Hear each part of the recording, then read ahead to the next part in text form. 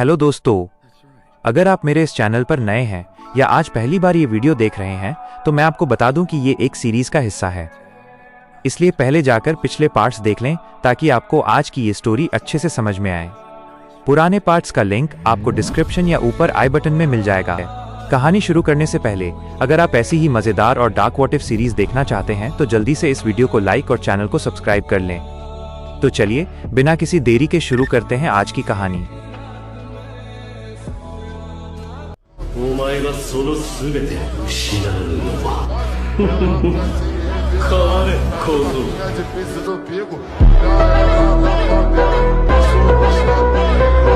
धमाका शांत हुआ, लेकिन तबाही की गूंज अभी बाकी थी। जैसे ही जूबी के बम का धुआं छंटा, नरूटो ने अपनी रेनेगन की पूरी ताकत झोंक दी। उसने चिल्लाकर कहा, शिनरा तेंसेई, ऑलमाइटी पुश। एक अदृश्य और प्रचंड लहर उठी जिसने इटाची, सासुके और काकाशी को तिनकों की तरह उड़ाकर मीलों दूर फेंक दिया। वे तीनों जमीन पर लहूलुहान पड़े थे, हिलने तक की ताकत नहीं बची थी। तभी धूल के गुबार को चीरता हुआ एक साया मैदान के बीचों बीच पहुंचा।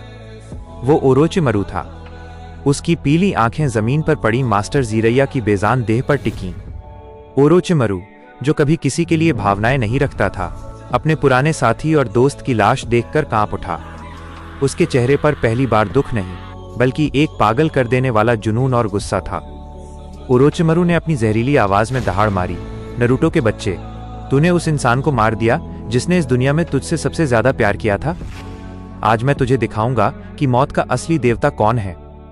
ओरोचिमारू ने अपने हाथ तेजी से चलाए और जमीन पर अपना खून छिड़क कर चिल्लाया, कचियोसे एडो टेंसेई, समनिंग रिएनिमेशन। मैदान की मिट्टी फटने लगी और दो विशाल ताबूत कॉफिन्स धीरे धीरे ऊपर आने लगे। हवा का दबाव इतना बढ़ गया कि संयुक्त सेना के निंजाओं का दम घुटने लगा। एक पहला ताबूत, जैसे ही पहले ताबूत का दरवाजा गिरा, अंदर से एक शख्स बाहर निकला जिसके लंबे बाल और लकड़ी का कवच था। उसे देखते ही पूरे मैदान में सन्नाटा छा गया।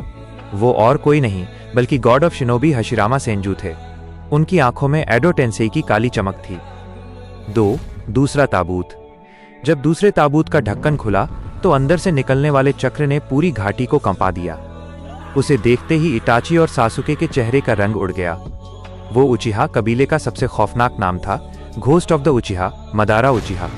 मदारा ने अपनी आंखें खोली और अपने हाथों को देखा। ओरोचिमारू, तुमने मुझे फिर से इस तड़पती हुई दुनिया में क्यों बुलाया? फिर उसकी नजर जूबी के ऊपर खड़े नरूटो पर पड़ी। मदारा की आंखों में शारिंगन चमक उठी। दिलचस्प, एक बच्चा जूबी को पालतू बनाकर बैठा है। हशिरामा ने जीरैया की लाश और जलते हुए कोनोहा के खंडहरों को देखा। उनकी आवाज में वज्र जैसी गूंज थी। तो कोनोहा के भविष्य ने ही कोनोहा की जड़ें काट दी। नरूटो उजुमाकी, मैं तुम्हें रोकने के लिए नरक से वापस आया हूं। एपिसोड के अंत में एक तरफ जूबी के साथ नरूटो खड़ा था और दूसरी तरफ इतिहास के दो सबसे महान योद्धा हशिरामा और मदारा। पूरी संयुक्त सेना की आंखों में अब खौफ साफ दिख रहा था, क्योंकि अब यह युद्ध केवल निंजाओं का नहीं बल्कि देवताओं का बन चुका था।